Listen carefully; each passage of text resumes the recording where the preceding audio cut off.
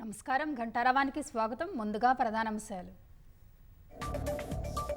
TBM వెలుపల వేగంగా కొనసాగుతున్న సహాయ చర్యలు.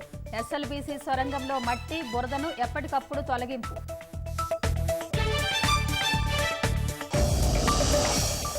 ఎస్ఎల్బీసీ టన్నెల్ పరిశీలనకు బయలుదేరిన బీజేపీ బృందం.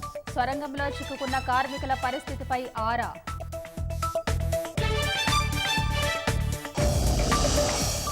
ఉత్తరాఖండ్లో సహాయ చర్యల్లో ఆర్మీ సిబ్బంది. హిమపాతంలో చిక్కుకున్న 22 మంది కోసం గాలింపు.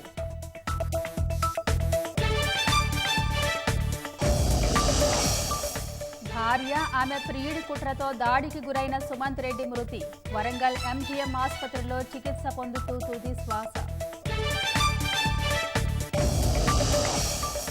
ట్రంప్నకు క్షమాపణ చెప్పాల్సిన అవసరం లేదన్న జెలెన్స్కీ. తాను ఏదో తప్పు చేశానని అనుకోవడం లేదని వ్యాఖ్య.